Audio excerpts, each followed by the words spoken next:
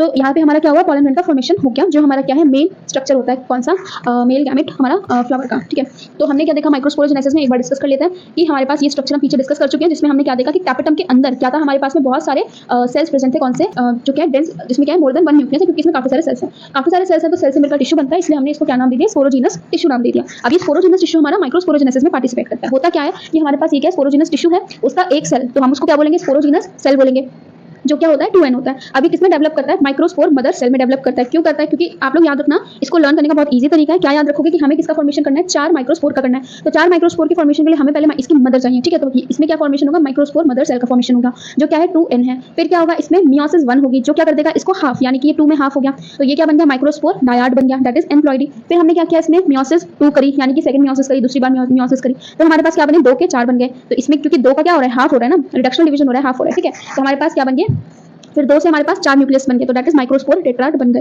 Microspore tetrad अभी क्या है, यंग है, इसलिए एसोसिएटेड रहते हैं, साथ में रहते हैं, क्लस्टर की फॉर्म में रहता है। फिर हमारे पास जब एंथर मैच्योर हो जाएगा, तो हमारे चारों के चारों माइक्रोस्पोर क्या हो जाएंगे, फंक्शनल हो जाएंगे, एंड हर एक माइक्रोस्पोर क्या करेगा, एक पॉलन ग्रेन को बनाएगा। तो ये हमने अभी तक जो है डिस्कस किया, आई होप आपको यहाँ तक समझ में आया होगा।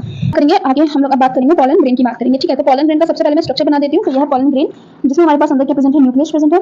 ठीक है, एंड ये हमारे पास कुछ इस तरीके से स्ट्रक्चर होता है। ठीक है, ऐसा। अब देखो ये क्या है हमारे पास में, एग्जाइम, क्योंकि ये क्या है आउटर मोस्ट है, याद रखना एग्जाइम, जो ये कॉन्टिन्यूअस लेयर होती है, इसको हम क्या बोलते हैं, इंटाइन बोलते हैं, दैट इज इंटाइन। बीच में जो ये स्पेस खाली है ना यहाँ पे, इसको हम क्या बोलते हैं, जम पोर बोलते हैं, जम पोर बोलते हैं। ठीक है, जम पोर।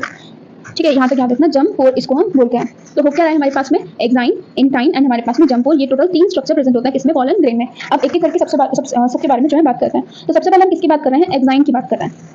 अब देखो एक चीज याद रखो कि अब जो ये पॉलन ग्रेन जब अपने फ्लावर से उड़ेंगे, ठीक है, फीमेल फ्लावर के पास जाएंगे फर्टिलाइजेशन वगैरह करवाने के लिए, तो अब ये बहुत ज्यादा हल्के होते हैं, इनको क्या चाहिए, अगर ये उड़ेंगे, अगर किसी से टकराए एंड हमारे पास खराब हो गए, तो हमारा ये वेस्ट हो जाएगा, राइट। तो इसीलिए ये खराब ना हो, इसके लिए हमारे पास काफी बढ़िया इसमें जो है प्रोटेक्शन प्रेजेंट है। एक तरीके से क्या प्रोटेक्शन है कि हमारे पास जो ये एग्जाइन होता है, ये आउटर वॉल होती है, आउटर मोस्ट वॉल होती है एक तरीके से पॉलन ग्रेन की, एंड हमारे पास किसकी बनी होती है, स्पोरोपोलिन की बनी होती है। ठीक है, किसकी बनी होती है, स्पोरोपोलिन की बनी होती है। ठीक है, जो क्या होता है, मोस्ट रेजिस्टेंट ऑर्गेनिक मटेरियल होता है। मोस्ट रेजिस्टेंट यानी कि अगर इसमें हमारे पास में पॉलन ग्रेन में एसिड आ जाए तब भी ये खराब नहीं होगा, एंजाइम्स आ जाए तब भी खराब नहीं होगा। ठीक है, कुछ भी चीज आ जाए तो भी हमारे पास ये खराब नहीं होगा पॉलन ग्रेन, एंड हमारे पास में फर्टिलाइज कर पाएगा किसको, फीमेल प्लांट को। ठीक है, तो हमारे पास क्या प्रेजेंट होता है, एग्जाइन में स्पोरोपोलिन। सबसे ज्यादा पूछा जाने वाला क्वेश्चन है कि exine is made up of. ठीक है, तो किसका बना है, स्पोरोपोलिन का बना है, जो कैसा होता है, मोस्ट रेजिस्टेंट ऑर्गेनिक मटेरियल होता है। ठीक है, जो कैसा होता है हमारे पास में, मोस्ट रेजिस्टेंट ऑर्गेनिक मटेरियल, जिसमें हमारे पास क्या करता है, रेजिस्ट करता है। किससे रेजिस्ट करता है, यानी कि ये किससे बचाव कर सकता है हमारे पास में, एसिड से, एल्कलाइज से, एंजाइम से। ठीक है, एंड हमारे पास प्रोवाइड करता है प्रोटेक्शन,